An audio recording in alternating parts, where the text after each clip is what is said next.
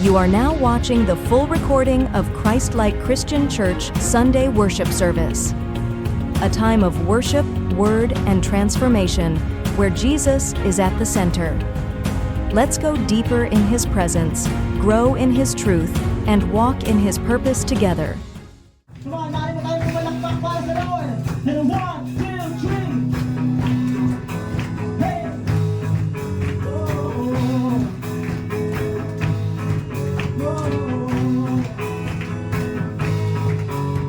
One day, I'm trading my sorrows. Oh, I'm trading my shame. Oh, I'm laying them down for the joy of the Lord. Oh, I'm trading my sickness. Oh, I'm trading my faith. Oh, I'm laying them down for the joy of the Lord. Come on, let's sing, I'm trading. I'm trading my sorrows. Oh, I'm trading my shame. Oh, I'm laying them down for the joy of the Lord. I'm trading my sickness. Oh, I'm trading my faith. Oh, I'm laying them down for the joy of the Lord. Let's sing the Lord. Yes, Lord, yes, Lord, yes, yes, Lord. Come on. Yes, Lord, yes, Lord, yes, yes, Lord, amen. I'm trading my sorrows. I'm trading my sorrows. Oh, I'm trading my shame. Oh, I'm laying them down for the joy of the Lord. I'm trading my sickness. I'm trading my sickness. I'm trading my pain. I'm trading my pain. I'm laying it down for the joy of the Lord. We sing, yes, Lord, yes, Lord, yes, yes, Lord, yes, Lord, yes, Lord, yes, yes, Lord, yes, Lord, yes, Lord, yes, yes, Lord, amen. Come on, let's sing, let's sing.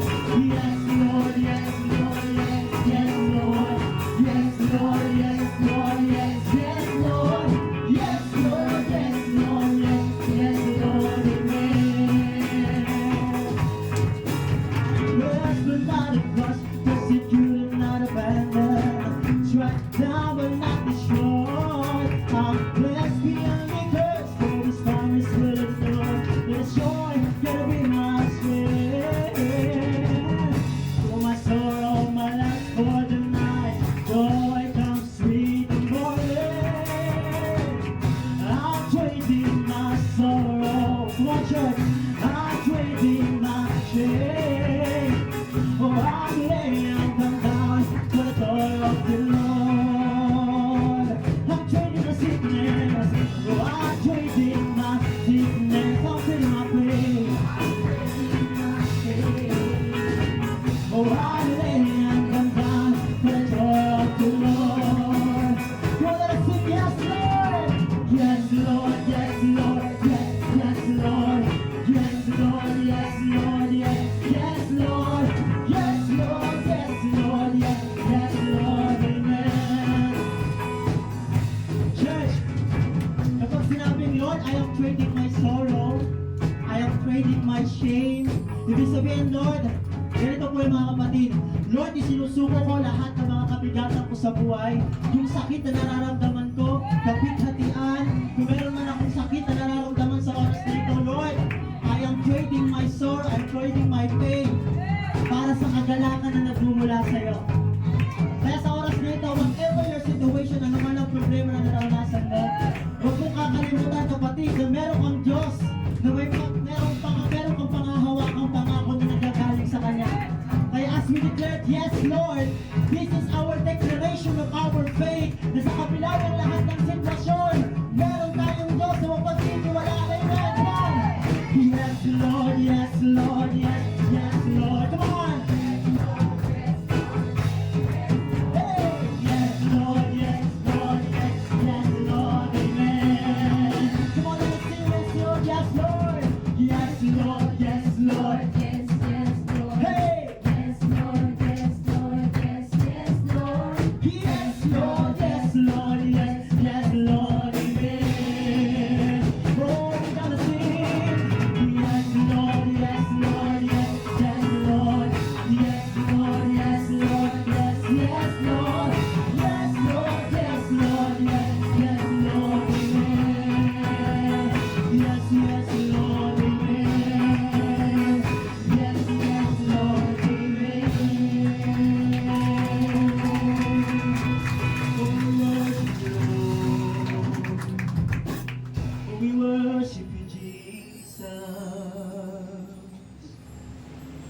Tunay nga, Panginoon, na hindi ka nagbabago noon, ngayon at magpakailanman.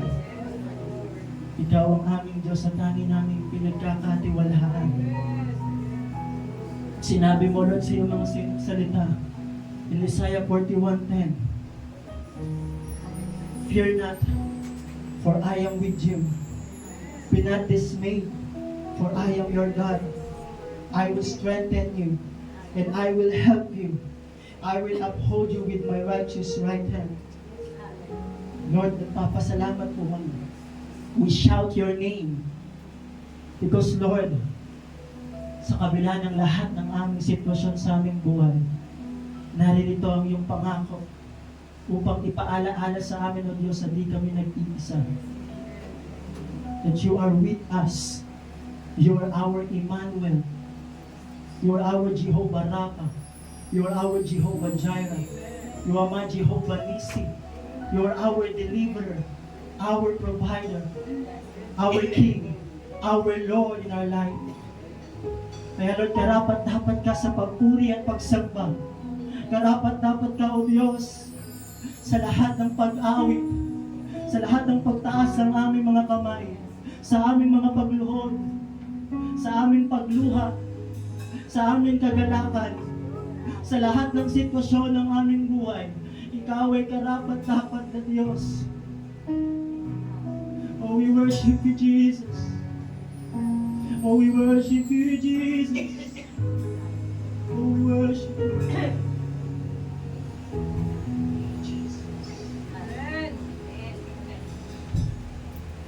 My Jesus, my Savior, Lord, there is none like you. All of my days, I want to praise the wonders of your mighty love. Thank you, Jesus. My comfort, my shelter, tower of refuge and strength. Let every breath, all that I am, never cease to worship you. Shout to the Lord, all the earth, let us sing. Power and majesty, praise to the kings. Mountains bow down and the seas will roar at the sound of your name. I sing for joy at the work of your hands. Forever I love you, forever I stand. Nothing compares to the promise I have in you.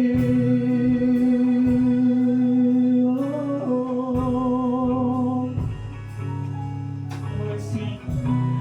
My Jesus and my Savior, my Savior.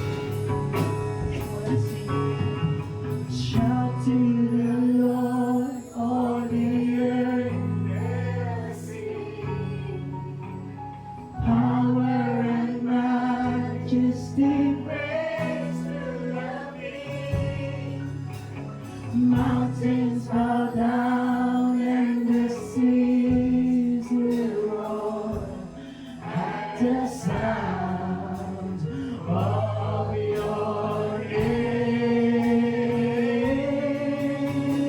I sing for joy at the words. Come on, church.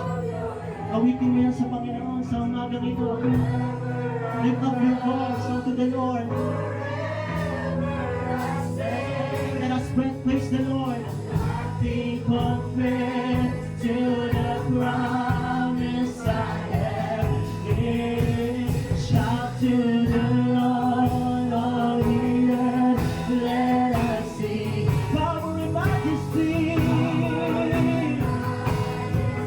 Praise to the King. The mountains bow down and the sea.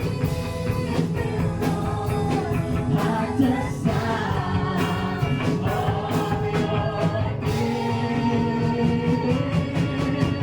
I sing for joy, for your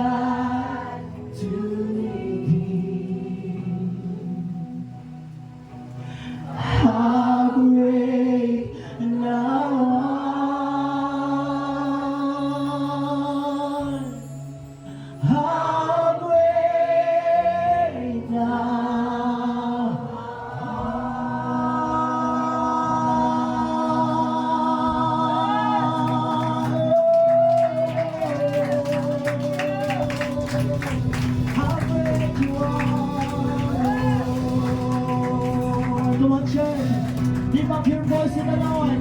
Magpanggintana ka sa salamat sa ating Diyos na buhay. Come on. This is our worship to the Lord. Come on, lift up your voice. Come on. Worthy, worthy, Lord. You worthy, worthy, God. Hallelujah, hallelujah, hallelujah, Lord. Purihin ka ng lahat ng nilikha, Lord. To God be all the glory. Hallelujah. Thank you, Jesus. Sige po, ating pong palakpakan ang ating Diyos sa buhay magpakailanman. Thank you, Jesus. Thank you, Jesus. Thank you, Holy Spirit. Thank you, Abba. Hallelujah. Isang mapagpalang linggo ng umaga sa bawat isa. Ngayon na po ng linggo ng Oktubre. Sa mga susunod na araw, talagang marinig na natin si Jose Marichan. Pero, Anak, nilagay ko lang doon sa ano. yun lang ang senyalis eh. Yun ang ginagamit ng ating panahon ngayon. Pero, gaya ng napakinggan natin last Christmas, para sa lahat ng mananampalataya, araw-araw Pasko. Sabihin mo sa katabi mo, dapat araw-araw sa iyo Pasko.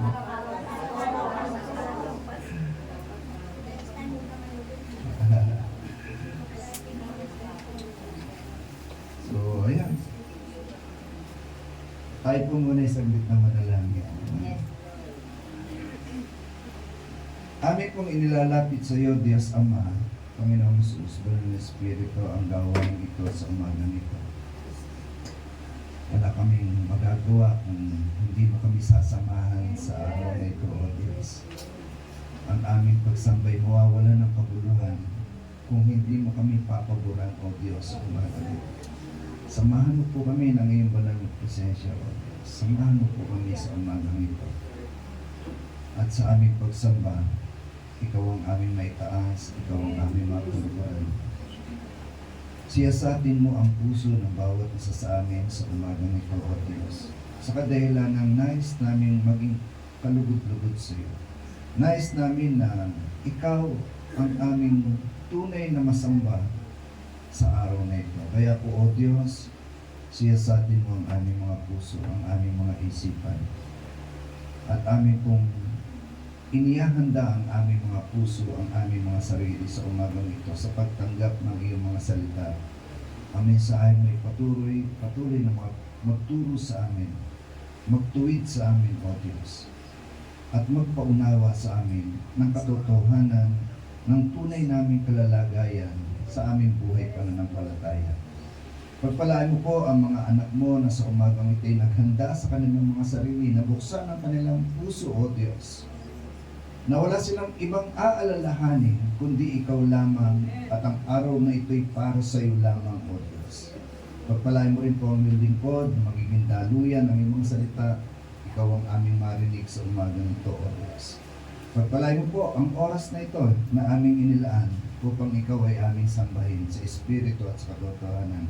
Sa iyo, O Diyos, ang lahat ng papuri sa pangalan ng Ama, ng Anak, ng Banal na Espiritu. Lahat ay magsabi ng Amen. Amen! Sa Diyos ang papuri. Okay. So, ayan. Ito pa.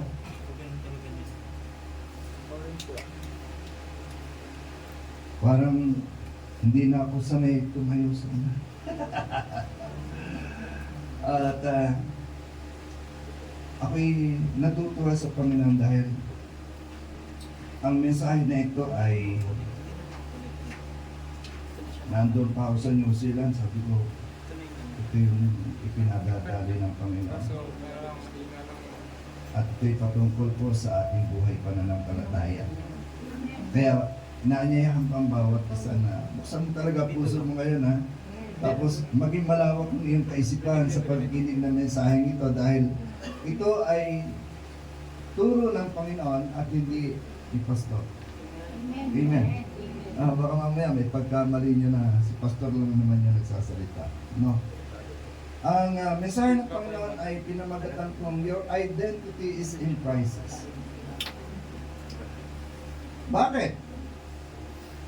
Bakit nanganganib ang iyong identity, yung pagkakakilanlan sa iyo? Tayo po ay nasa huling panahon. Ang sabi nga doon sa Mateo 24, talatang 14 o 13 hanggang 14. Kapopotan kayo ng marami. Uusigin kayo ng marami. Hindi lamang yon, manlalamig ang pananampalataya ng marami. Kaya, yung identity ng bawat isa sa atin, bagamat tayo ay nagsasabing tayo ay mga Kristiyano o mananampalataya, ay nanganganib sa kadahilanan na marami talaga sa panahon natin ngayon ay hindi makapangahawakan, hindi titibay sa pananampalataya. Bakit? Kasi may kulang. Yung iba ay nainganyo na lamang na makinig, pero walang implementasyon ng kanilang mga napapakinggan sa kanilang buhay. Amen. Kailangan natin ito sa umagang ito sa kadahilanan na magpapatuloy pa ang buhay ninyo ng mahaba. Sino rito ang gusto pang mahaba ang buhay? Amen. So, kailangan mo ito ngayon. Parang dito lang yung malakas ang amen. Dito hindi. Sino ang gusto mong mahaba pa buhay? Amen. Parang nasa unahan lang, wala sa likod. Sino gusto mong mahaba ang buhay? Amen! Kailangan ninyo ito ngayon. Kasi hindi si Pastor ang nagsasalita sa atin yan sa unahan ito. Kahit ako, kinakausap ako ng Panginoon dito sa mensaheng ito. Bakit? Kasi ang mensahe ng Panginoon ay para sa lahat. Amen! Inuulit ng Panginoon yan ay para sa lahat. Kaya tayo, ang grupo natin o ang lahat ng katulad ng grupo natin ay sadyang kakaiba sa pagdadala ng mensahe at sa pakikinig ng mensahe dahil hindi natin tinitingnan ng ating katabi pagka narinig natin yung mensahe at sinasabi natin para sa iyo yan, sister. Yan ay para sa lahat. Amen. Kaya po ang sabi dito sa mensahe ng Panginoon sa atin, Ikalawang Korinto chapter 5 verse 17. Alam na ito ng marami, pero sabayan niyo po ako sa pagbasa. 1, 2, 3, go! Kaya kung nakipag-isa na kay Kristo ang isang tao, isa na siyang bagong nilalang. Wala na ang dati niyang pagkatao, sa halip ito'y napalitan na ng bago. Amen. Ito ang pamantayan ng Biblia para sa lahat ng mananampalataya. Mawala o maalis ang dati nating pagkatao, yung luma mong pagkatao. Yan ang pamantayan. Amen po ba? Amen. Hindi natin pwedeng burahin yan. Hindi natin pwedeng sabihin, para kay pastor lang yan, para sa leader lang yan. Yan ay para sa lahat. Ang sabi niyan, kaya kung ang sino man ay nakipag-isa kay Kristo. Amen po ba? Amen. Isa na siyang bagong nilalang. Tingnan niyo ba ang katabi niyo? Bago? Bagong ligo. Bagong gising. Pamantayan ito ng Biblia na kahit ang nakikita natin na panlabas na anyo ay luma na, pero yung panloob na pagkatao, binago na ng Diyos. Alam niyo po ang kahalagahan nito pagka ikaw ay binago ng Panginoon? Ito yung magpapakilala o ito yung pagkakakilanlan mo. Kaya napakahalaga ng identity o pagkakakilanlan ng isang tao. Amen po ba? Ako'y natutuwa sa mensaheng ito kasi nga habang ito ay laman ng puso at isipan ko nung ako'y nandun. Sabi ko, Lord, grabe ka. Kasi nung ako'y nandun, ipinakita ng Panginoon kung gaano ang pangangailangan ng tao sa Diyos. Kasi hindi mo na kinakailangan hikayatin yung tao palapit sa church. Kasi kusa na silang pumupunta kahit gaano kalayo yung kanilang tinitirahan, walang imposible kasi may mga kanya-kanyang sasakyan doon. Bawat isang sasakyan, isang tao lang ang laman. Driver lang. Ganun po doon. Kaya kung halimbawa, 5 kayo sa pamilya, 5 rin ang sasakyan nyo. Totoo po yun. Lalo na kung lahat sa 5 pamilya may kanya-kanyang trabaho, kailangan ninyo ng tigi-tigi isa kayong sasakyan. Kaya pagka pupunta ng church, kanya-kanya rin sila ng sasakyan. Eh, ang ikinagulat ko po doon, nung nasa Pilipinas sila, kahit batakin mo papunta sa church, hindi pupunta. Kahit walking distance lang, hindi pupunta. Bakit? Kasi boring naman sa church. Nako, pag na nakita ko ni pastor sa sermon ng nama ko niya, parang ganun ang dating lagi. Pero, itapat ninyo sa puso at isipan ninyo sa umagang ito. Pumupunta ka rito, hindi dahil kay pastor. Narito ka dahil sa Diyos. Ano po ba?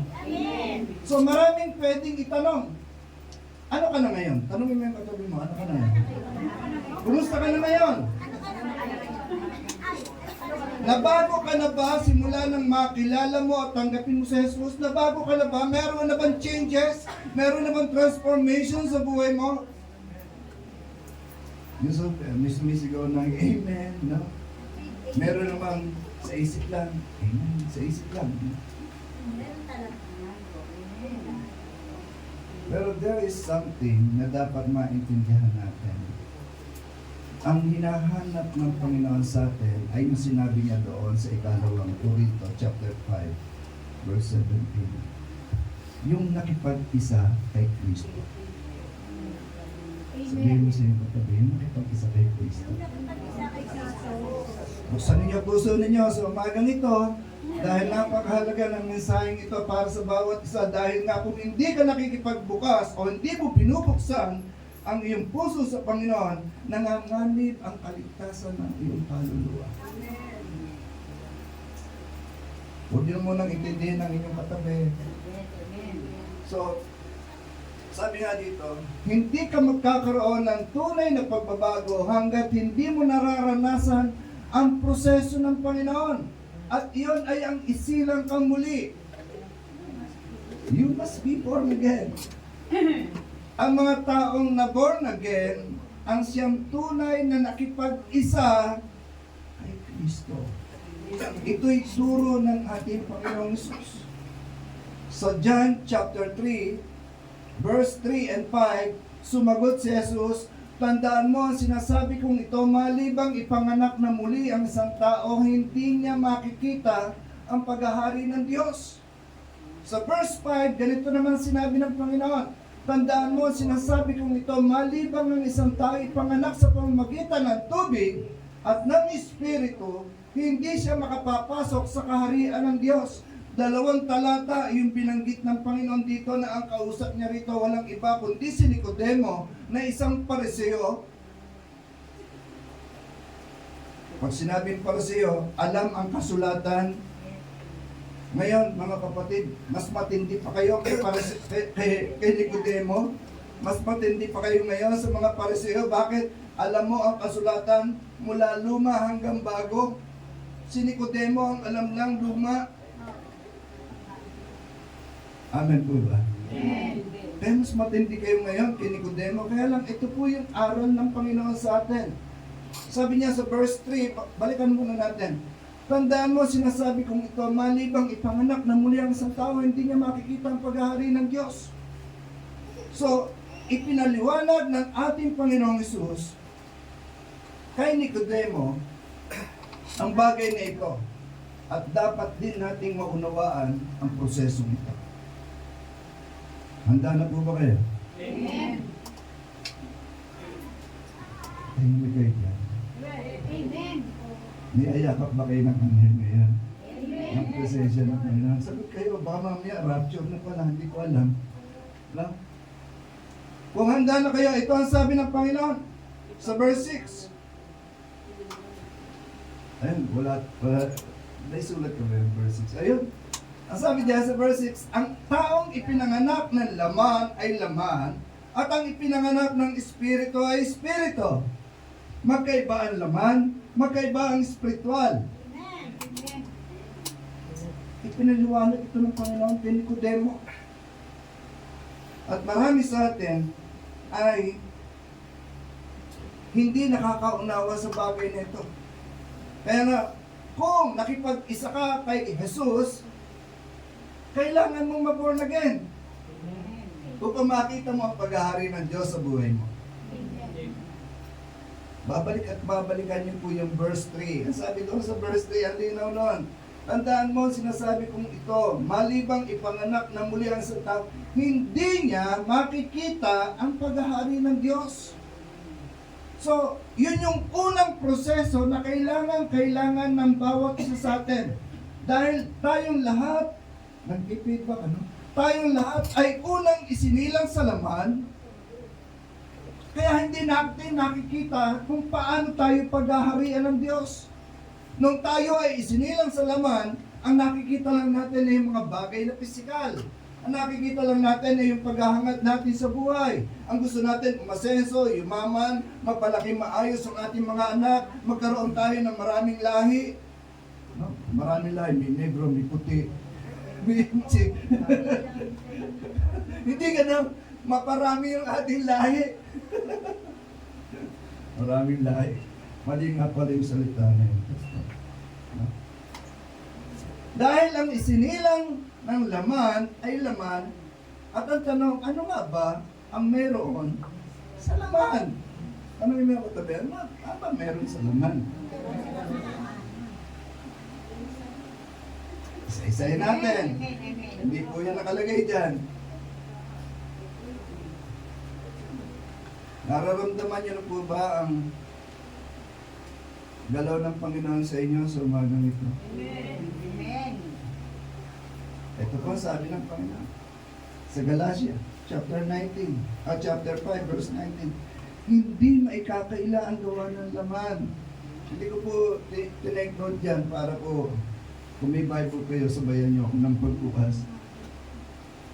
Pakikiapid, kahalayan, kalaswaan, pagsamba sa Diyos-Diyosan, pangkukulang, pagkapuot, pag-aaway-away, pagsiselos, pagkagalit, kasakiman, pagkakampi-kampi, pagkakabahagi, pagkainggit, pagpatay, paglalasing, walang habas na pagsasaya at iba pang katulad nito.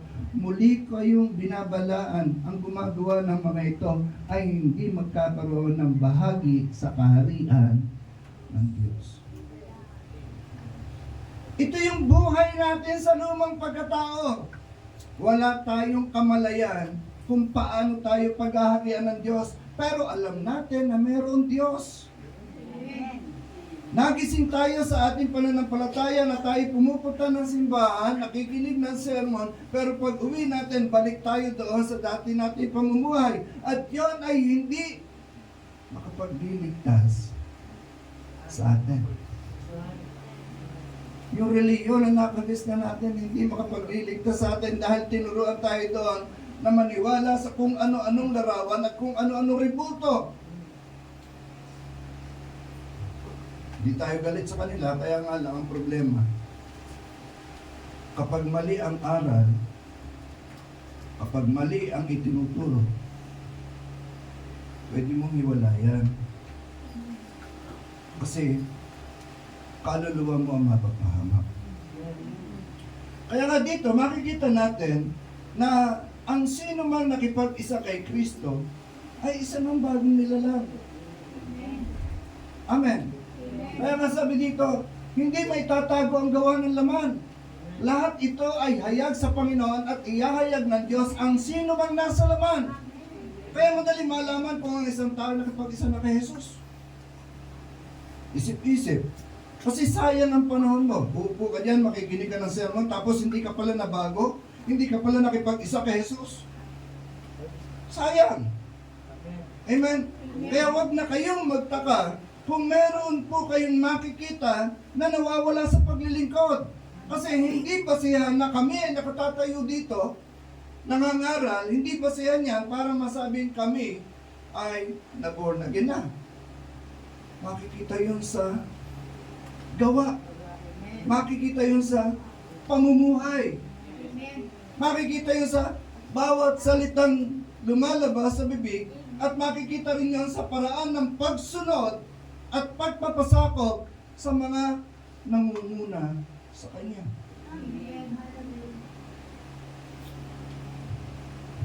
Naintindihan ko ba? Kaya, ang kailangan po natin gawin, pumaloob po tayo sa proseso ng Panginoon. You must be born again. Kasi kapag na-born again ka, paghaharian ka ng Diyos. Hindi si pastor maghahari sa inyo. Kita nyo, wala kami magawa. Kung merong alis, wala, tahimik lang kami. Wala kami magawa. Kasi kontrolado mo buhay mo eh. Ikaw ang hari ng buhay mo eh. Pero kung si Kristo ang maghahari sa buhay mo, mananatili ka kahit masaktan ka. Kahit mo sabihin ni pastor, wala kang ginagawa dito eh. Kahit pinpointed ka, hindi ka aalis. Bakit? Kasi hindi naman si pastor ang pinaglilingkuran mo eh. Kahit pa sabihin sa'yo lagi na, bakit ba? Nahulog ka rin. Kahit pa sabihin, oy, nagpasok ka rito, lipitin na yan, tapos ibalik mo, laban mo lahat yan. Uy, ako lang pastor. Ikaw lang. Sorry kayo na. Hindi naman namin, tama, umuusap na. Hindi namin ginagawa yan.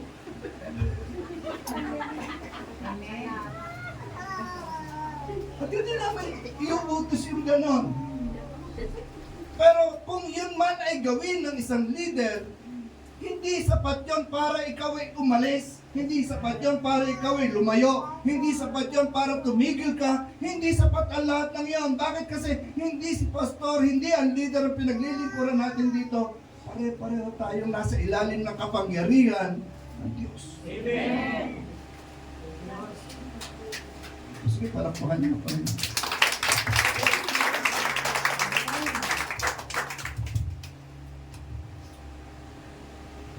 Itong church, lahat ng iglesia, lahat ng church, yan yung training ground. Akala nyo nandito lang kayo para pagpalain kayo ng Panginoon. No. This place is your training ground. Dito, yung katabi mo, akala mo ngayon kasabay mo nagpupuri sa Panginoon. Misa isang araw gagamitin ng Panginoon yan para saktan ka. O di kaya ay para alisin yung kaligayahan, kagalakan na meron ka. Pero mo saya-saya mo nagpupuri sa Panginoon. Tapos, maya-maya kinalabit ka ng katabi mo. Sis, wala na kami pangbigas. Baka meron ka dyan.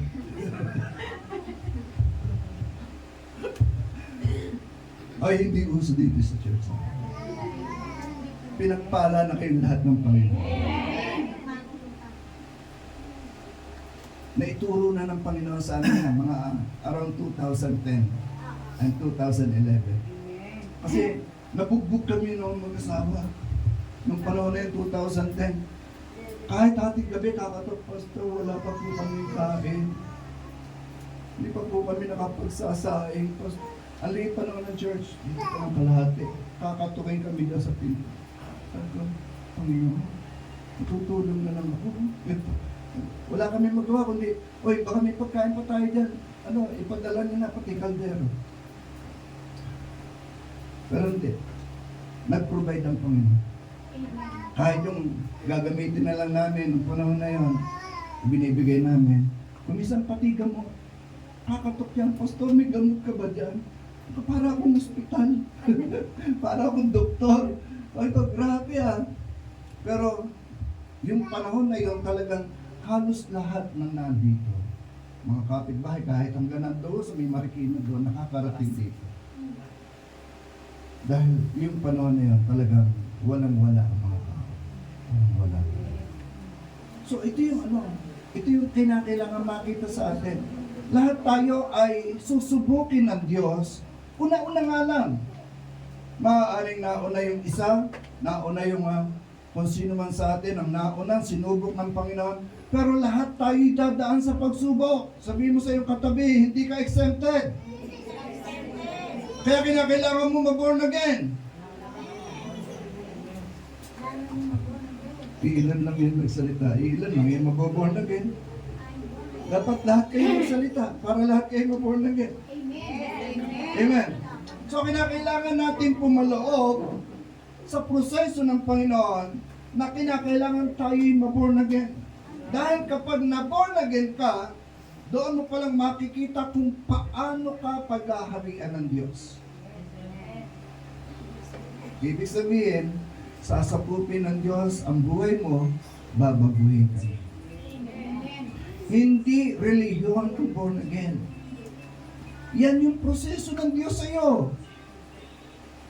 Meron bang isinilang na isang iglap lang, isang araw lang? Hindi. Di ba ang proseso ng isisilang siyang na buwan? At kapag isinilang, sanggot, hindi naman may bigote kagad, hindi kagad long hair, kalbo pa nga ako minsan eh. Walang buhok eh.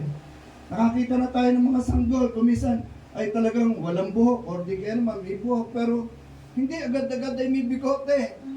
Hindi agad-agad ay buo ang ngipin. Dumadaan sa proseso, ganun din ang mga mananampalataya. Dadaan kayo sa proseso at yun lahat ng nakasanayan mo, aarisin ng Panginoon. Masakit yun. Yung lahat ng aalisin sa atin ng Panginoon, masakit yun.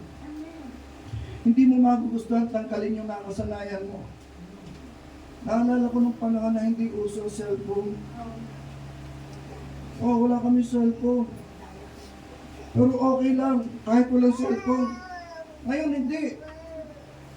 Huwag mong tanggalan ng cellphone dahil hindi okay sa isang tao walang cellphone.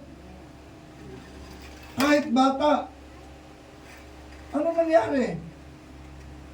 Ito yung hindi nyo napapansin. Unti-unti, dahan-dahan kumikilos ang kaaway sa panahon natin ngayon. Marami na mga bata ngayon hindi mo na mapangaralan dahil sa cellphone. Maraming tao ngayon kahit matatanda na, addicted na sa cellphone, hindi mo na masaway. Cellphone ng cellphone. Ano pinagkakaabalahan nila doon sa cellphone? Yung iba nauubos ang kanilang pera dahil doon sa cellphone. Ano ba yung laro na yun? Scatter? O yun, scatter talaga ang mukha nila doon. Wasak-wasak talaga ang mukha nila. Scatter ang tawag. Pero yun pala ay isang sugal. Yung iba naman, hindi sa scatter nalululong. Sa pornography. Gamit ang cellphone. Mga kapatid, ito yung panahon na nire-remind tayo ng Panginoon. Ito yung turo niya kay Nicodemo at ito ay turo niya para sa lahat. Para sa atin lahat. You must be born again. Amen. Kabinado ka ng Panginoon. Makikita mo yung paraan niya ng paghahari sa buhay. Maaaring sabihin natin, may kanya-kanya tayong paraan, Pastor. Yes. Gamitin mo ang lahat ng paraan na meron ka, pero iisa lang ang paraan ng Diyos sa iyo. Maborn again ka. Hindi niyo sinabing sumapi ka sa malalaking organisasyon. Hindi yun. Ang gusto ng Panginoon, maborn again ka. Dahil yung mga taong totoong na born again, kahit masaktan, mananatili sa Panginoon. Makakalungkot kasi nga, yan yung magiging pamantayan ng Biblia, pamantayan ng Diyos mismo para sa lahat ng mananampalataya. Amen. Kaya nga, ano sabi dito? Ayan, may karagdagan pa, maya-maya na yung karagdagan. So yan, dahil kapag nagkaroon tayo, na-born again tayo, ay makikita natin kung gaano kaganda ang paraan ng Diyos sa buhay mo. Isipin mo yung dating pinagkakaabalahan mo, wala palang kabuluhan, wala palang pakinabang, naaabala ka, nauubos ang lahat ng panahon mo. Lalo na mga nanay, ito sorry sa mga nanay. No? Ang maraming dahilan ng mga nanay, bahay, labada, anak, no, anak, apo. At kumisan, gagawa pa ng dahilan yan, lilikha pa ng dahilan, bibili ng aso. Bibili ng aso para bantayan yung aso.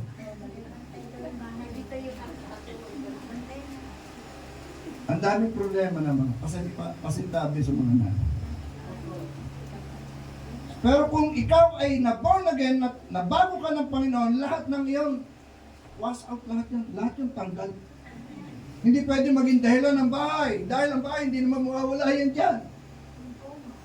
Sabi nung katwira kasi na, walang bantay sa bahay.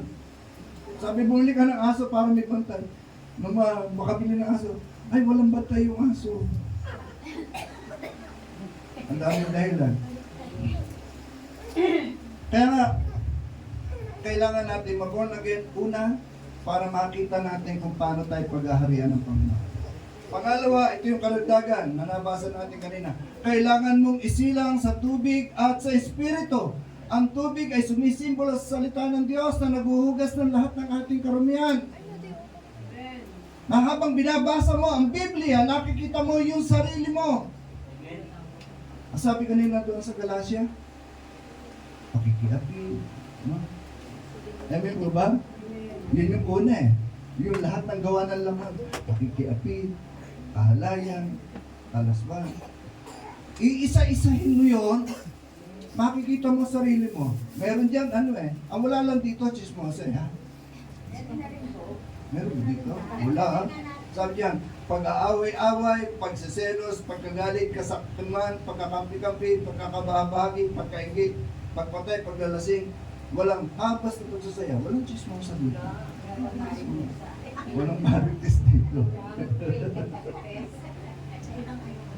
Pero, kasama yan dito. Saan? Pagkakampi-kampi, pagkakabaha-bahagi. Kasi ang may gawa niyan, chismosa.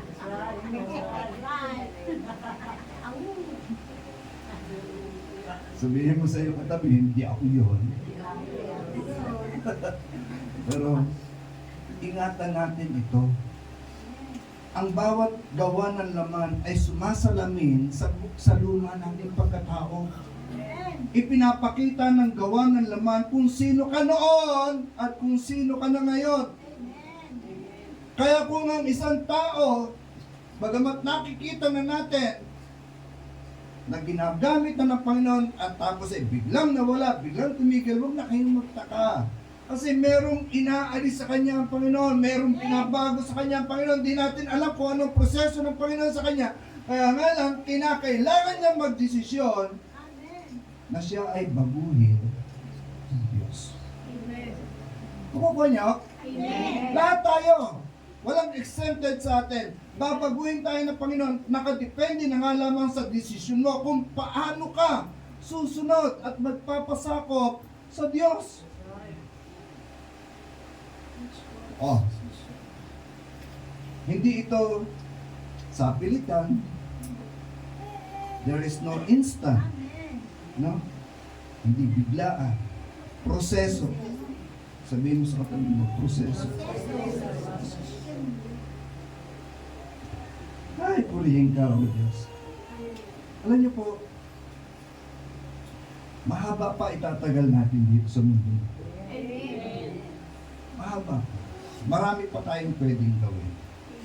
Pero yung haba at tagal na pwede natin ilagay sa mundong ito, kinakailangan na dumaan talaga doon sa proseso na ikaw ay binabago ng Diyos. Dahil, nasabi dito, sa binasa natin kanina, sa chapter 3, verse 5, unless a man be born of water and spirit, he cannot enter the kingdom of God. Hindi ka makapapasok sa kaharian ng Diyos kung hindi ka isisilang sa tubig at sa Espiritu. Yung una, hindi mo makikita ang paghahari ng Diyos sa buhay mo. Pero yung pangalawa, pagpasok na sa kaharian ng Diyos, ang tinutukoy. Sino gustong pumasok sa kaharian ng Diyos? Amen. Salamat doon sa lahat na nag-amen. Papasok ka sa kaharian ng Diyos dahil isinilang ka sa tubig at sa Espiritu. Ano yung tubig? Salita ng Diyos. Ano yung Espiritu? Espiritu ng Diyos na ibinigay sa iyo para buhayin yung Espiritu nasa sa iyo upang magkaroon ng kaligtasan ang kaluluwa. Marami ay nakita ko ng mga nakaraang mga taon hanggang ngayon. Marami naging komportable na lang na maging member ng church, pero nawala yung kaisipan na sila ay maging kwalipikadong papasok sa kaharian ng Diyos. Marami ay parang mas gusto ang posisyon kesa doon sa kwalifikasyon na makapasok sa kaharian ng Diyos. Sayang! Sayang ang maraming panahon, oras, sayang pati yung lakas. Kaya, ang hamon ng Panginoon sa inyo ngayon, magdesisyon kayo ngayon. Kung gusto mo makapasok sa kaharian ng Diyos, you must be born of water and spirit. Kinakailangan isilang ka sa tubig at sa espiritu. Yun ang paraan ng Panginoon, hindi paraan ni pastor. At ang paraan itinuturo ng Panginoon sa amin dito, upang kayo ay mababad sa salita ng Panginoon, ay turuan kayo. Kung ano yung pinatuturo ng Panginoon sa amin, para sa inyo, yun ang aming gagawin upang kayo ay lumalim sa katotohanan ng salita ng Diyos. Kaya meron tayong proseso sa mga kabataan natin. Andiyan po ba kayo?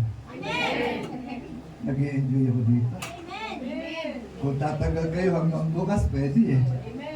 Kaya lang, alas 10 lang tayo eh.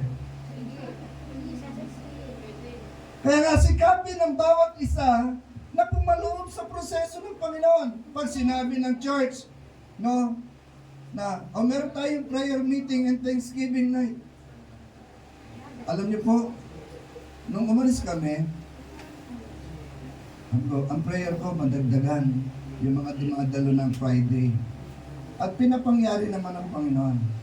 Kaya lang, napansin ko, iyon at iyon din. Oh Lord, natagdagan, pero iyon at iyon din. Nasaan yung mga hinahanap? Alam niyo, pagka ang pastor naghahanap, parang mata ng Diyos yan eh. Hinahanap din ng Diyos eh. Kasi nga, sabi doon sa John chapter 4, verse 23, at hinahanap ng Ama ang lahat ng sa Kanya sasamba sa Espiritu at sa katotohanan. Amen po ba? Ibig sabihin, naghahanap talaga ang Diyos at ang gusto niya makita yung katabi mo. Sabihin mo sa katabi mo, nahanap ka. Bakit wala ka ng Friday? Amen.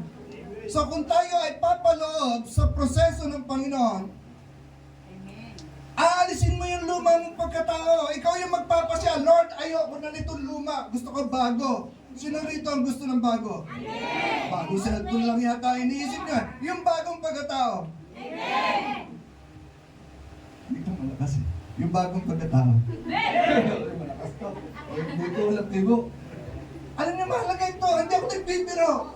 Si Lord hindi nakikipagbiroon sa atin. Bagamat nakangiti ako sa inyo, kasi nangingiti ang Panginoon, nakikita niya kasi ang laman ng puso at isipan ninyo.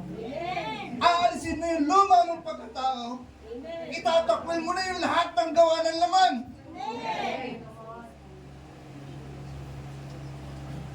Ano ba yung mga gawa ng laman?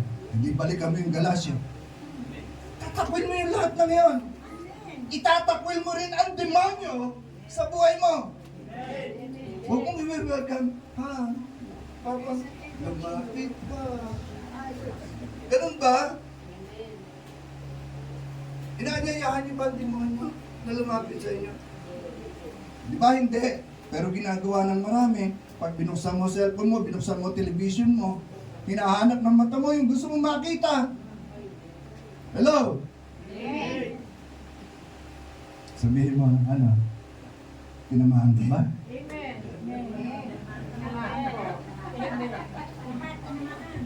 Aalisin mo yan kung gusto mong pagbabago kasi tutulungan ka ng Espiritu Santo. Kaya nga naandyan yung Espiritu Santo eh.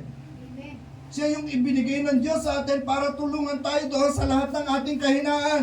Pero kung ikaw ang nasusunod sa halip na ang Espiritu Santo, makapangyarihan ka pa sa Diyos. Pero isang senyalis yon na hindi maliligtas ang kaluluwa mo kapag tinanggihan mo ang gagawin sa iyo ng Diyos. Amen po ba? Magpasakop tayo sa Diyos. Hindi sa tawag ng laman. Magpasakop tayo sa Diyos, hindi sa demonyo. Magpasakop tayo sa Diyos, hindi sa tawag ng mundong ito. Dapat malinaw yun. Kasi hindi natin nakikita, baka lumuluha na ang Panginoon dahil sa kakulitan ninyo. Kakulitan natin lahat. Umiiyak ang Panginoon sa bawat kaluluwang nawawala. Alam niyo po ba yun? Nangihinayang mismo ang Diyos. Kasi andyan ka na eh. Eto ka na, nakikinig ka na ngayon ng mensahe ng Panginoon. Seryosuhin mo naman. Hindi yung parang pangiti-ngiti ka lang at kumisan pagka tinatanong ka, patawa-tawa ka lang, hindi ka sumasagot ng tunay, hindi ka sumasagot ng seryoso. Kumusta ka? Okay naman po. Kumusta ka? Kaya kapag tinatanong ng Panginoon, hindi dahil gusto niya marinig yung okay ka lang. Ang gusto ng Panginoon pagka tinanong ka na, kumusta ka? Sabihin mo yung damdamin mo. Pwede mo naman sabihin, malungkot po ako kasi marami akong disappointment, marami ko expectation, hindi nangyayari. Pwede mo naman sabihin yung totoo eh. Kasi minsan nabanggit na ito ng Panginoon sa atin. Pinakwento na ang Panginoon sa akin yung karanasan ko. Sabi ko, Panginoon, tinawag mo ba talaga ako sa ministry? Ibinalik sa akin ng Panginoon yung tanong. Ang tanong ng Panginoon sa akin, handa ka ba ibigay ang buhay mo sa akin? Bakit ganito nangyayari sa akin? Inuulit ko lang yung minsan na nasabi ko na. Narinig nga siguro. Wala namang instant. Kailangan mong daanan lahat yan. Pastor, ang mga nakakasalumuha akong tao na ibinibigay mo sa akin, magaling lang pagkakaharap, pagka nakatalikod na, wala na. Kailangan mo silang pagtiisan. Kung paano pinagtiisan kita. Ganun po ba yun? Paano po yan? Lord, talagang nasasaktan na ako. Kung nasasaktan ka, nasasaktan din ako. Alam niyo po ba yung damdamin ng Panginoon kapag nakipag-usap siya sa inyo? Na kung makikipag-usap siya sa inyo na parang harapan lang, andyan lang siya sa iyong harapan. Dumating po ako doon sa ganong sitwasyon. And then, yung binalik ng Panginoon sa akin, yung tanong na, handa ka bang ibigay ang buhay mo para sa akin? Napaisip ko sa ko, kung handa akong ibigay ang buhay ko sa Panginoon, baliwalaan lahat ng ginagawa ng tao sa akin. Pwede akong talikuran ng lahat, basta kasama ko lang ang Diyos. At pinatunayan ng Diyos na kahit tinalukuran ako ng marami, sinamahan tayo ng Panginoon sa lugar na ito. Sasamahan din kayo ng Panginoon. Mag-born again ka lang. Amen po ba? Ba't lumulungkot kayo? Sabi, ang Espiritu Santo ang makakasama ng bawat isa sa atin na nagsusuko ng kanyang buhay sa Diyos. Kaya mahalaga yung nagtataas ka ng kamay. Sinasabi mo, Panginoon, surrender na ako, ayoko na. Mahalaga yun. Amen po ba? Amen.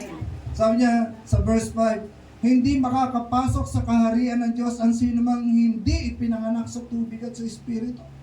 Kaya mamuhay tayo ayon sa salita ng Diyos at sa patnubay ng Espiritu Santo. Amen po ba?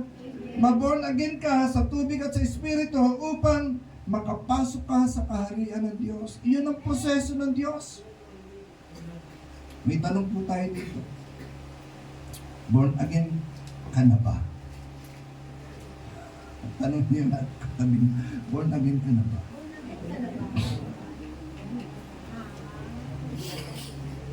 Nahugasan ka na ba ng salita ng Diyos? No, hindi sa banal na dugo, iba yun. Nagpapasakop ka na ba sa Diyos, sa katauhan ng banal na Espiritu? Kasi ang banal na Espiritu ang kasama natin ngayon. Hindi natin pwedeng i-neglect o iwasan ang banal na Espiritu sapagkat siya ang nangungusap sa atin. Kaya kahit saan tayo naroon, nandoon ang Diyos, kasama natin ang banal na Espiritu. So, naborn again ka na ba? Kasi kung hindi pa at alam mo sa sarili mo, hindi mo pwedeng itanggihan at hindi mo pwedeng dayain ng Diyos, alam ng Diyos kung ikaw ay totoo na born again na. Hindi yan pwedeng i-replica or kopyahin lang. Hindi natin madadaya ang Diyos. Pero mapalad ka kung alam mo sa sarili mo na unti-unti ka lang binabago ng Panginoon. Na wala na yung dating masamang sa salita, na wala na yung dating masamang iniisip mo sa iyong kapwa. Hindi ka na naghahanap ngayon ng kasiraan ng iyong kapwa. Mapalad ka kapag nabago na yun. Na ang nakikita mo ngayon ay puro kamanghamanghang gawa ng Diyos na lumalabas sa bibig mo kahit magulat ka ay praise the Lord, amen, hallelujah. Ang dami kong minsan, alam naman natin yung mga mali-mali na matatanda. Pag-isa mo ng takip ng kaldero yan, kung ano-ano lalabas sa bibig. Sabi ko, Nay, hindi ko na biyabanggitin yung pangalan, pero ito yung mga nakasama ko sa paghayo. Oh, Nay, ang dami mong pwedeng banggitin, no? Huwag na yung dati mong sinasabi. Ang pwede mong banggitin, hallelujah, amen, praise the Lord. Pagka nagugulat ka, yun ang dapat ang lalabas sa bibig mo kasi maririnig ka ng marami kasi pagka inagisa mo ng takip ng kaldero talagang malakas ang boses noon, sisigaw yun. Ay, naku! Tapos ibang salita na lalabas. At hindi na born again yung bibig. Pahinga ang tubig.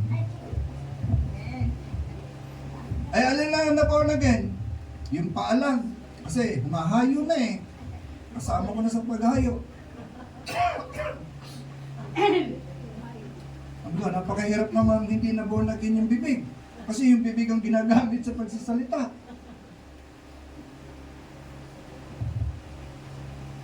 Amen. Ano pa?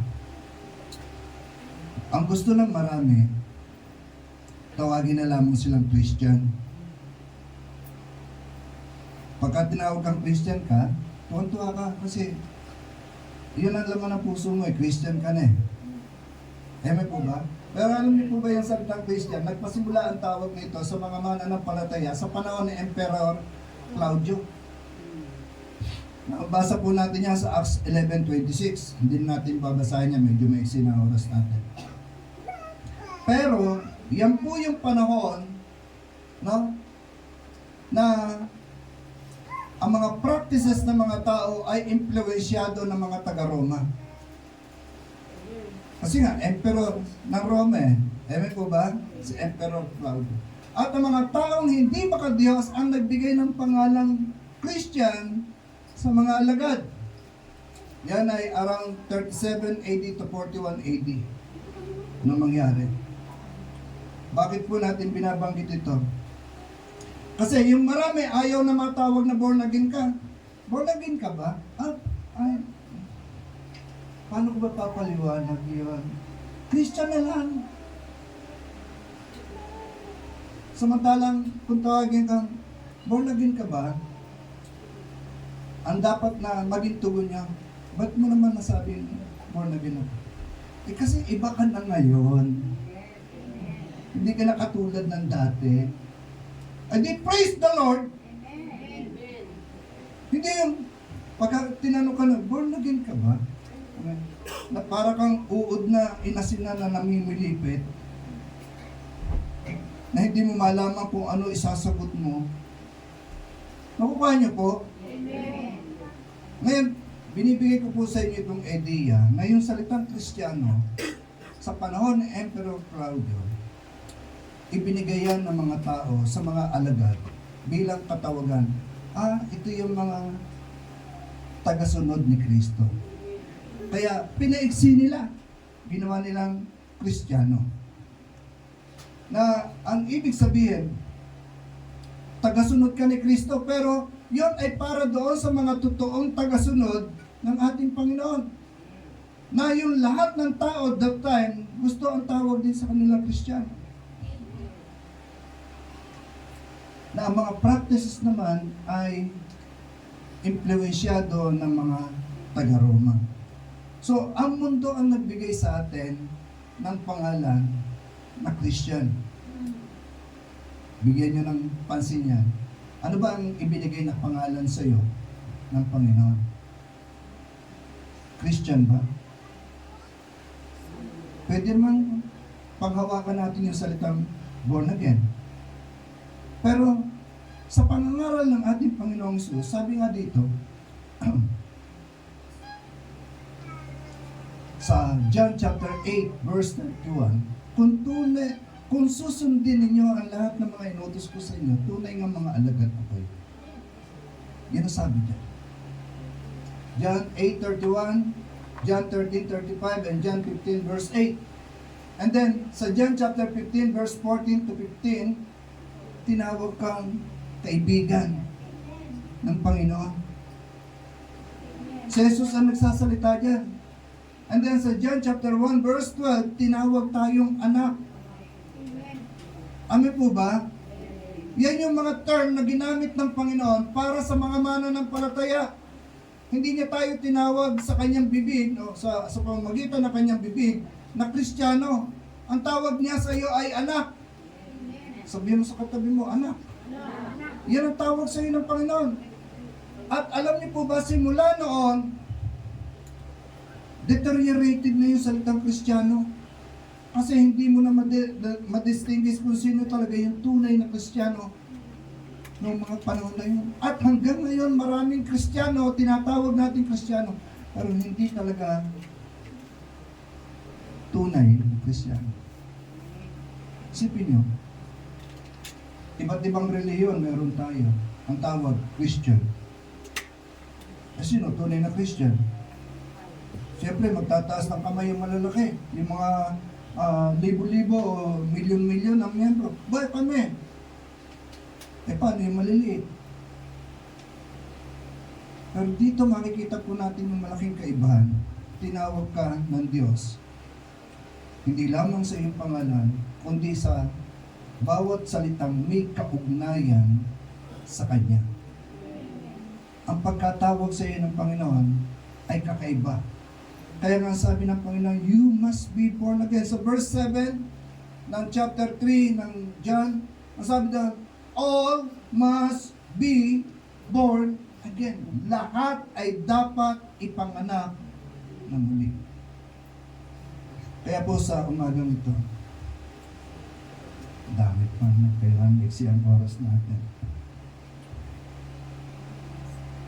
Pagpasyahan ninyo sa inyong puso na pumaloob sa proseso ng Panginoon. Inuulit ko at pinasasabi ng Panginoon, pumaloob ka sa proseso niya. Kinakailangan, kapag nadama mo na nangungusap sa iyo ang Espiritu Santo na ikaw ay magbago o magbalik loob sa Kanya. Kasi marami ang nasa church, malayo sa Panginoon eh. Isipin mo, nakupo ka dyan, pero ang isipan mo, nasa labada. Nasa pupuntahan mo, ay, magmumul kami, ang tagal naman magsalita ni Pastor. Naku, yung pinsan ko, darating yung tsuhin ko. Naku, yung mahal ko, walang kasama sa bahay. Yan yung mga, nasa church, nagpunta ng church, pero malayo ang puso. Maraming ganyang mga mananampalataya. Okay na sa kanilang tawagin silang Christian, pero hindi naman tunay, hindi totoo. Kayo ang nakakaalam yan sa inyong sarili. Kung magpapakatotoo kayo sa Panginoon, makikita ito ng mata ng maraming tao. Sis, Brad, Bakit ayaw mo na kaming kasama? Iba ka na ngayon. Pwede nyo sabihin na, oo, iba na ako ngayon, pero gusto ko kayong makasama doon sa binago ako ng Panginoon. Sama-sama tayo. Langit ang pupuntahan natin. Pwede naman ganun eh. Hindi yung aawayin nyo, edi nawala yung pagiging mananampalataya mo. Amen po ba? Amen po ba? Amen. Sino rito yung handang magpasya sa umagang ito? Amen. Bakit dito malakas? Sino yung handang magpasya? Amen. Hindi ito kay pastor ha, para sa inyo ito. Amen. Para sa Diyos. Na kapag pinagpasyahan ninyo ngayon, wala na kayong makikitang pangit, puro maganda na.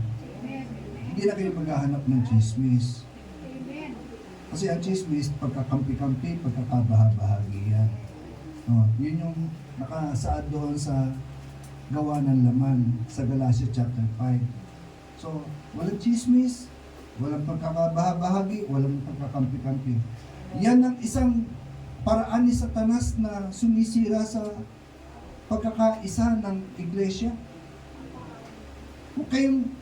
Huwag kayong pumayag na kayo ang maging instrumento ni Satanas para sa bagay na yon. Amen po ba? Amen po ba? So, yung lahat na magpapasya sa umagang ito, na pumaloob sa proseso ng Panginoon, mananalangin po tayo. Taas niyo lamang ang inyong kamay. Pero kung hindi kayo handa, okay lang na hindi kayo magtaas ng kamay.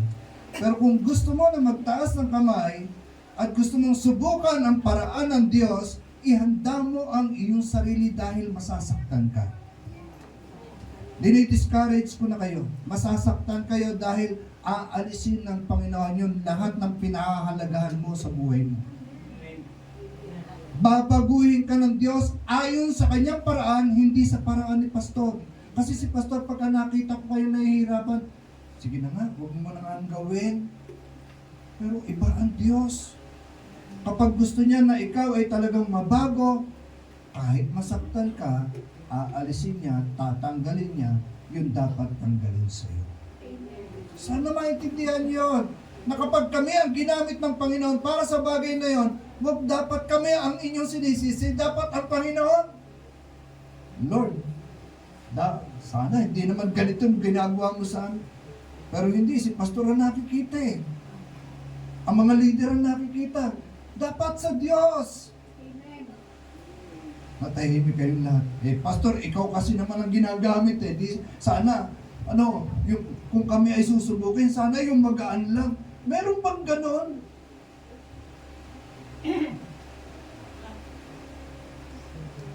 Kontrolado ko ba ang damdamin, isipan at pagpapasya ng Panginoon? Hindi. At kung minsan, nagagamit na pala ako ng Panginoon para masaktan ng isang tao, hindi ko pa alam. Isipin yung sabihan kita ng mataba, edi magagalit ka ng lihim sa akin. Taba mo, ang dami mong barili sa katawan. Edi magagalit kayo pagka ganun ang lumabas sa bibig ko. O di kaya naman wala kang kagana-gana. Lalo na yung mga tatayo dito na magpapaawit. Paano kung marinig na sa akin na walang kabuhay-buhay yan, palitan mo yan, di masasaktan. Sino nakita? Si pastor. Paano kung yun ay pinasabi lamang ng Panginoon? Na para yung tao kung si pastor hindi nagagandahan sa boses ko, paano pa kaya ang Diyos? Nakukuha niyo po? Amen. Kaya nga biktima kami lagi eh. Pero this time, itatak mo sa puso at isipan mo, hindi kay pastor, dapat sa Diyos ka nakatingin, hindi kay pastor. Amen. Hindi sa mga leader na tumatayo dito. Dapat sa Diyos kayo nakatingin. Dahil ang Diyos ang babago ng buhay ninyo, hindi kami. Ang Diyos ang magdadala sa inyo doon sa kanyang kaharian, hindi kami. Kasi may pananagutan din kami, may responsibilidad din kami sa aming sariling kaluluwa. At Tapos sabi nga ng Biblia, doble nga yung pananagutan namin eh. Mahubog naman kayo sa amin.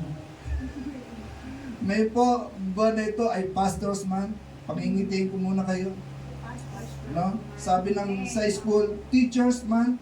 Pero ang October ay kasabay ng Teacher's Month, Pastor's Month, na loobin ng Panginoon na mapaligaya ninyo ang mga pastor niyo. Amen. No? Hindi lang ako, baka mami ako lang eh. Marami yan. Nandiyan si Pastor niya, Pastor Raymond, no? Mapaligaya. At ayun, balik ako doon sa mensahe ng Panginoon. Bakit ako doon napapunta? Magtaas ng kamay. Kung handa ka na sa umagang ito, inaanyayahan ko ang bawat isa na lumapit sa Panginoon. Kung naunawaan mo ang mensaheng ito at kinakausap ka ng Panginoon kanina pa at sinasabi sa iyo na magpasakop ka sa Kanya, layuan mo, itakwil mo ang gawa ng laman, magpasakop ka sa Kanya, itakwil mo ang demonyo sa buhay mo, magpasakop ka sa Kanya, layuan mo at itakwil mo ang gawa ng mundong ito sa buhay mo. Ito na yung panahon, ito na yung oras na inaanyayahan ko ang bawat isa na lumapit sa Panginoon. Yes, Lord. Holy Spirit, yakapin mo po ang bawat isa po sa amin ngayon. Lahat kami, O Diyos, yakapin mo ng iyong presensya, ng iyong banal na Spirit. Kilala mo ang bawat isa sa amin, alam mo ang laman ng puso, alam mo ang iniisip nila, O Diyos. Nasa sandaling ito ay narinig ng bawat isa ang panawagan mo na magpasakop sila sa iyo, na magnasa ang puso nila na sila'y ma-born again. At hindi namin kaya ito, O Diyos, kung wala ka sa aming buhay.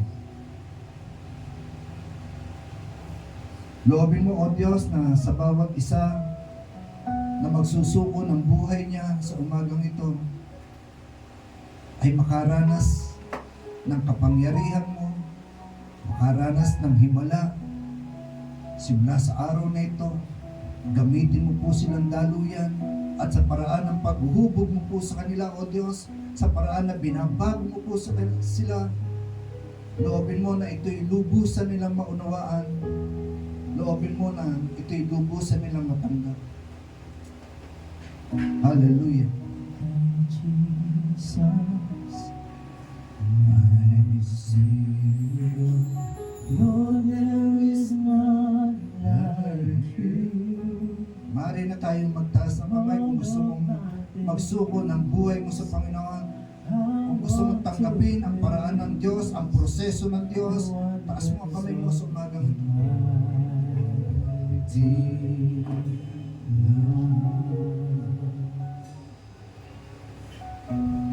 My comfort, my shelter, tower of refuge and strength, let me breath, all that I am, never cease to worship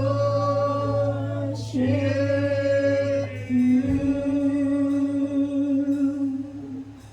Shout to the Lord, all the earth, let us sing. Power and majesty, praise to the King. Mountains bow down and the seas will roar at the sound of your name. I sing for joy at the works of your hands. Forever I love you, forever I stand. Nothing compares to the promise I have in you.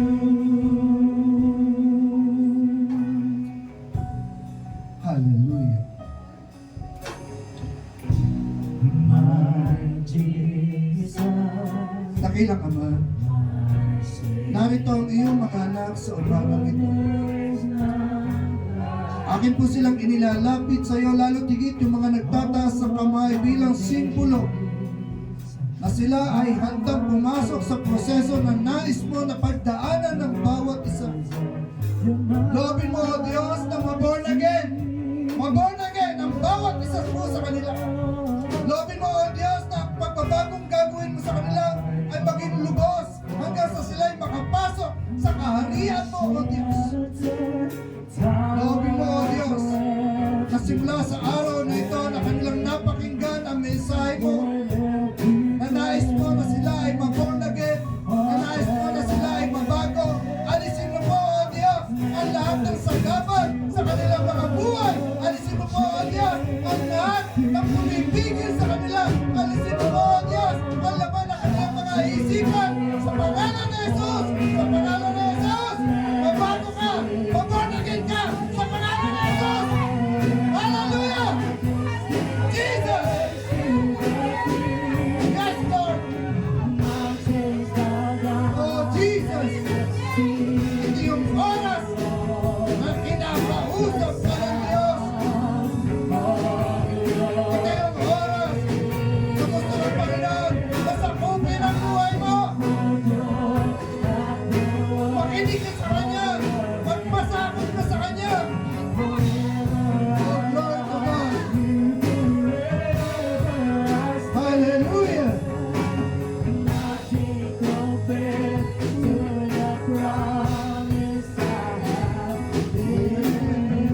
Ayun lahat ay tumayo. Hallelujah!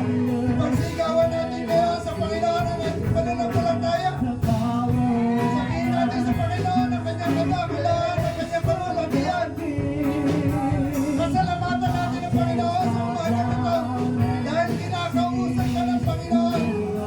Sinasabi niya sa iyo, mahal ka niya, mahal na mahal ka ng Diyos. Kaya gusto ng Panginoon na mag-orlayin ka. Mahal na mahal ka ng Diyos.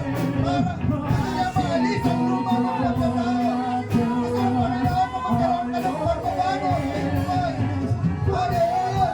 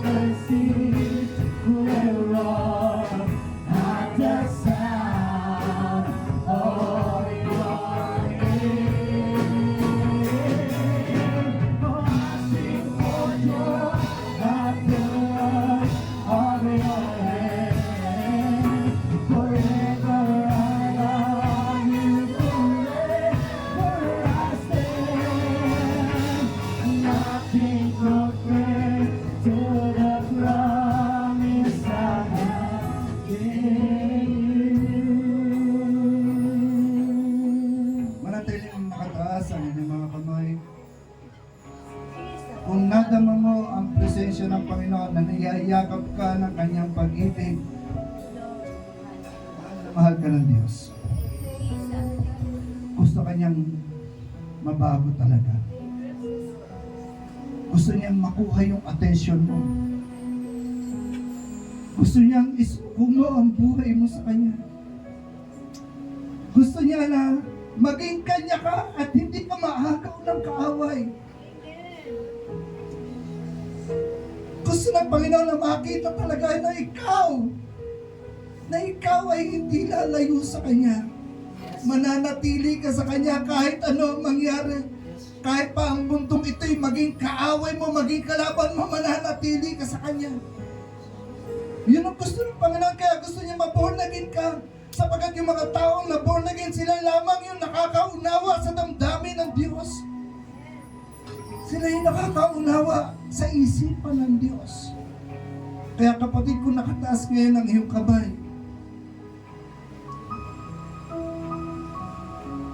Narito ang Panginoon sa atin ngayon. Nandiyan ngayon ang Panginoon sa tabi mo. Usap ka ngayon ng Panginoon. Nangungusap siya ngayon sa puso mo. Huwag mong pigilan.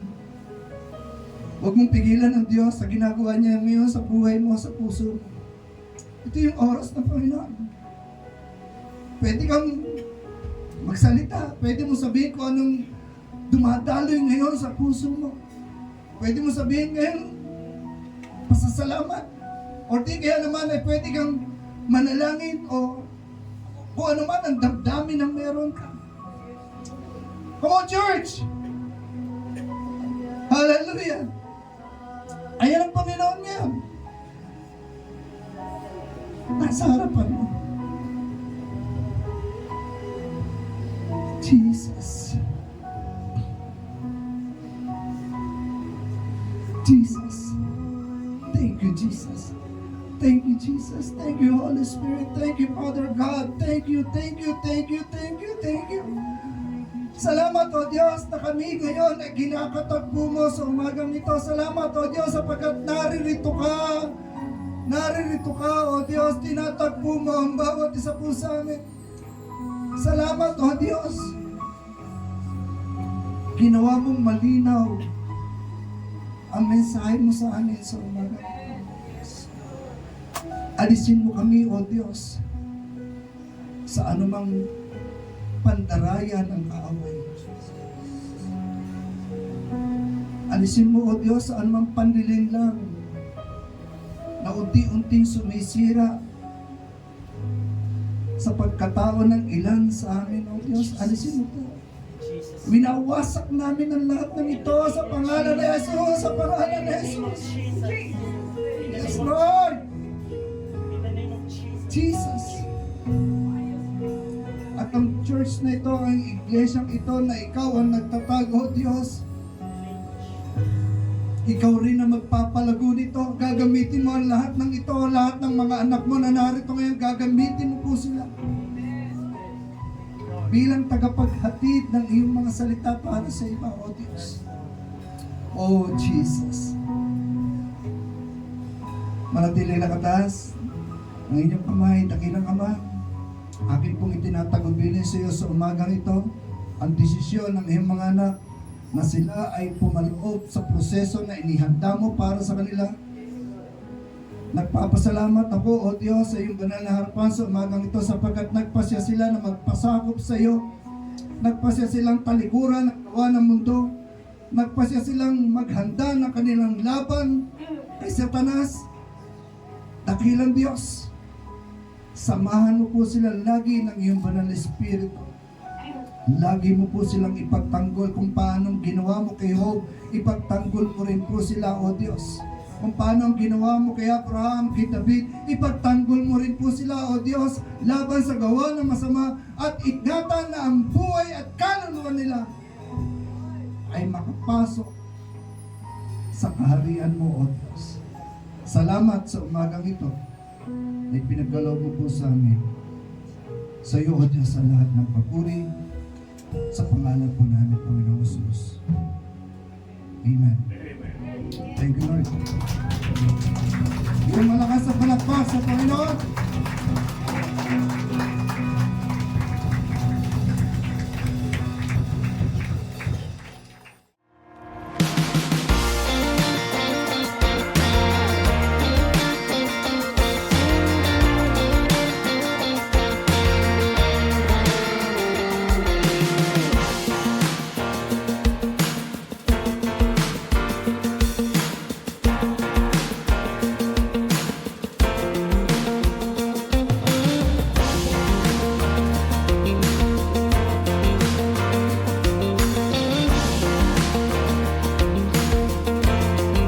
Let's take a few moments to stay connected with what God is doing in and through our church family. Please tune in to these important announcements, opportunities to grow, serve, and fellowship together. Join us for morning devotion every Monday to Saturday from 5 a.m. to 7 a.m. live on our CLCC Facebook group. Come early, come expectant, and begin your day with the Word, worship, and a fresh encounter with the Lord. Let's grow together in faith, one morning at a time. We also invite you to a special time of seeking God together. Join us every Friday night from 7 p.m. to 8:30 p.m. for our prayer and Thanksgiving gathering. It's a sacred space to pour out our hearts, lift up our needs, and give thanks for all He has done. Come expectant. Breakthrough happens when we pray. And for our young champions, don't forget Amazing Kids, happening every Saturday from 9 a.m. to 11 a.m. right here at CLCC. It's a fun, faith-filled time designed especially for children ages 6 to 12, with Bible stories, songs, games, and lessons that build strong foundations in Christ. Your kids will love it. We'd love to see you again next Sunday. Join us for our Sunday services here at CLCC. We have 2 worship services every week. First service starts at 8 a.m. and second service at 10 a.m. Come early, come expectant, and bring someone with you. There's always a seat for you in God's house.